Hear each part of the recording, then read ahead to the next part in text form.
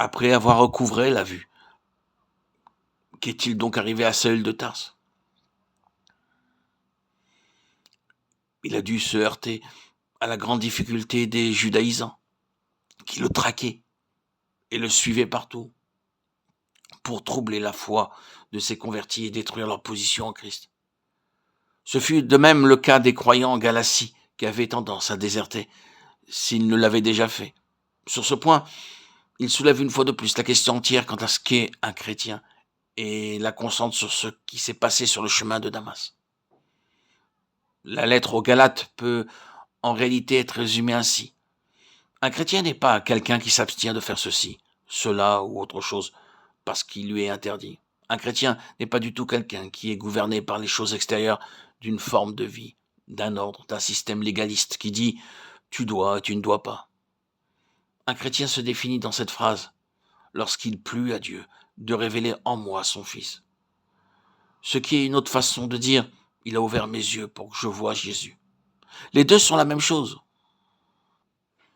Le chemin de Damas est le lieu. Qui es-tu, Seigneur? Je suis Jésus que tu persécutes. Lorsqu'il plut à Dieu de révéler en moi son Fils, c'est une seule et même chose. Voir d'une manière intérieure, c'est ce qui fait un chrétien.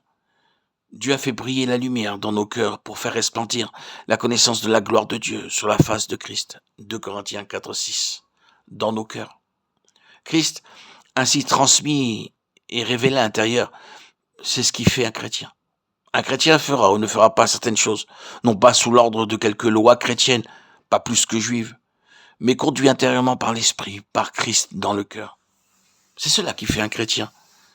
Et en ceci est posé le fondement pour tout le reste jusqu'à la fin. Car ce qui va arriver de manière croissante, ainsi le fondement doit être conformément à l'édifice. Tout est de même nature. C'est voir et voir Christ. C'est une déclaration audacieuse sur laquelle beaucoup plus pourrait être dit, mais c'est un défi. Nous devons nous demander sur quel fondement repose notre vie chrétienne. Mais sur quelque chose d'extérieur, quelque chose que nous avons lu, qu'on nous a dit, qui nous a été commandé, quelque chose qui nous a fait peur ou ému, ou est-elle basée sur ce fondement, lorsqu'il plut à Dieu de révéler en moi son Fils? Quand je l'ai vu, j'ai vu quel pécheur je suis, et j'ai vu aussi quel sauveur il est. Mais c'est en le voyant que cela s'est fait.